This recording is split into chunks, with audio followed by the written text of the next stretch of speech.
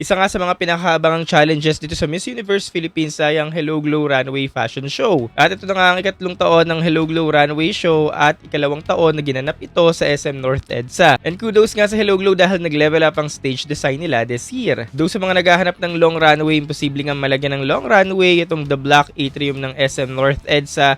But what's best dito nga sa Hello Glow ay na-maximize naman talaga yung location, improve naman talaga yung directions ng runway, and also love the fact na gumagamit talaga sila ng mga engaging background songs. And during the finale, pinakilala na nga ang top 10 finalists ng competition. Sa 10 ito nga dito nga pipilian ng dalawang mananalo ng Miss Hello Glow na i-announce nga sa finals on May 2. Pwede nga nating sabihing make it or break it round ang Hello Glow event dahil nga first impressions last. Dahil nga ito ang unang challenge na may movement, your stint here will definitely help you na makilala ka and will make you propel to the top. Sa larawan nga na ito ng mga napili, litaw na litaw nga sina Laguna at Pasay. Dahil na nga rin sa kanilang mga height, ang haba talaga nila tingnan sa entablado. Nung unang lumabas si Laguna, Eloisa Howard sa stage, nakaporma pa lang siya dun sa likod. Pinamukha niya nga na higante siya, tatapusin na niya talaga ang laban na ginawa niya talaga. Ang haba-haba na nga niya at pinagmukha niya pang mahabang sarili niya. Good move nga yun kay Eloisa. Kaya na nga rin niya iba-ibahin ang emote niya, definitely ang lakas talaga ng laban nito. Well, si Amanda Russo naman ng Pasay, marami nga nagsasabi na itong kailangan bantayan. Well, totoo nga ang haka-haka, wag nga talagang dapat tulugan tong babaeng ito. Isa rin si Bohol na binabantayan sa competition na nagbigay rin ng safe performance kahapon. Huling pumasok naman sa 10 si Baguio na as expected, manlalaban naman talaga to. And surprise of the night nga ay si Iligan City. Sa mga nagtatanong kung bakit siya, kasi po hindi talaga natin maikakaila na ganito talaga mukha ng Hello Glow. Very fresh, face card, and very youthful. Hindi siya yung dark horse sa 10,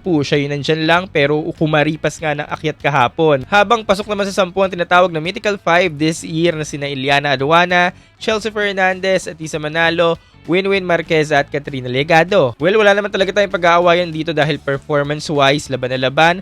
Check ang hype, malaki ang fanbase, and mga standouts talaga kahapon. Though chill lang, solid pa rin talaga ang performance ni Atisa Manalo at hinihiyawan pa rin talaga siya. Napakalakas naman talaga ng performance ni Winwin, yung tipong mabibitin ka kasi gusto mong magpaigot-igot pa siya dyan sa stage. When it comes to Katrina Legado, una mo talagang titingnan ng face, plus hindi talaga nagpapalamon. Safe performance naman ang binigay ni Yana, tamang-tama lang, at mukhang siya na nga may mga pinakamalalakas na sigaw ng mga fans kahapon sa event. At dahil nga si Iliana may pinakamalakas na hiyawan, I love the fact na hindi muna lumabas si Chelsea sa stage. Nagkaroon ng ilang seconds bago ang kanyang appearance, pinahupa niya munang ingay, tsaka siya lumabas. At ang lola mo imbis na lumubog at malamon nga sa mga hiyawan para dun sa nauna, pero siya yung nanlamon. At sa mga nagtatanong kung sino ang number 1 ko dun sa 10, ibibigay ko ang aking boto kay Chelsea Fernandez dahil iba talaga ang glow niya kahapon. Sa tinatawag na Mythical 5, siya yung nasa rank 5, pero pag binitawan mo na si Chelsea Fernandez sa stage, nagwawala talaga at hindi nagpapasapaw. Siguro based nga rin sa kanyang international pageant experience, alam niya talaga gumalaw, alam niya kung paano yung totoong laban. Hindi siya maiakyat-akyat sa mga listahan, pero kapag umpisa ng laban, talagang alam niya kung paano mag number 1. At marahil nga wag natin tulugan to dahil nga kung inakala natin si letter A,